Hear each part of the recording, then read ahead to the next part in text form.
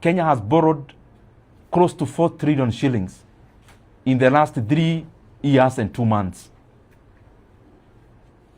And according to the rules of Kenya, the money we borrow should go directly into capital expenditure, which is development. So before we launch grandiose plans of trillion funds, can we first face Kenyans, and can the government face Kenyans and tabulate how they have used the 4 trillion Kenya shillings Kenya has borrowed in the recent past? And I've put it into context. I'm repeating it because it doesn't seem real, but it is a reality. That the 4 trillion Kenya shillings Kenya has borrowed is enough to have made education free, both basic and tertiary. And the change that remains, even if we divide out of the 290 constituencies, we should be having 12 billion worth of completed projects across the country. 12 billion worth in every constituency means 100 kilometers of road in every constituency in Kenya at 70 million per kilometer. That is highway standards. We should be having a 1 billion worth of a water project, a 1 billion worth of an irrigation project. We should be having over 200 schemes completed, electrification schemes, and still will be remaining with change.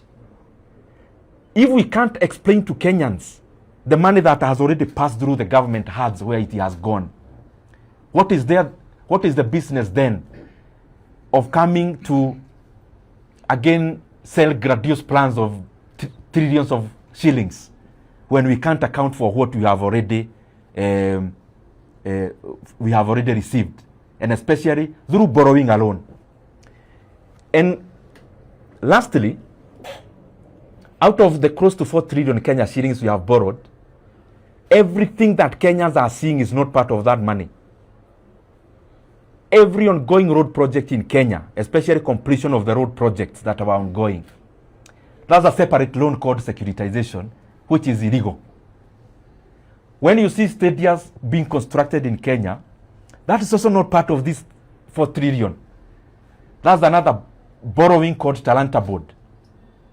When you hear about a program called Nyota, the one for alleviating unemployment in terms of the youth, that's also not part of that money.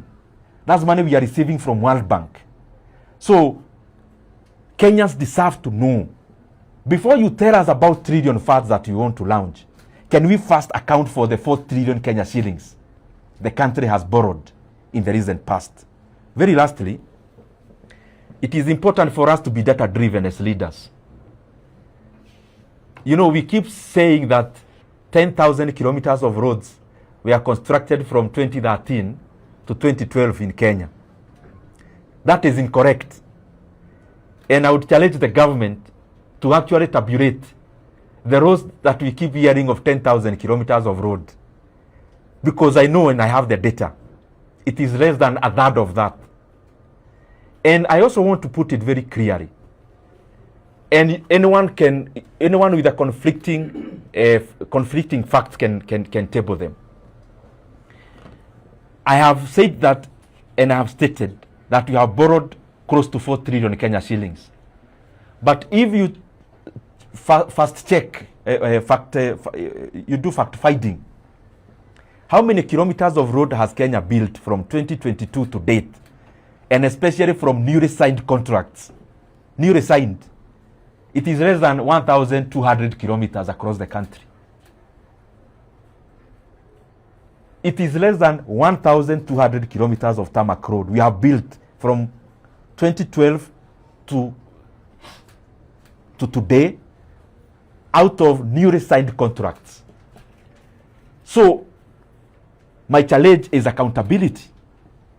Before we talk about trillion shillings plans and funds, it is important we put into context to Kenyans that you have already borrowed 4 trillion shillings, and Kenyans deserve that money to be accounted for. And that is my challenge. That I hope in the launch of that fund, the first preamble will be about being accountable for the amount of money Kenya has borrowed, because this is the burden for Kenyans today and also a burden for Kenya.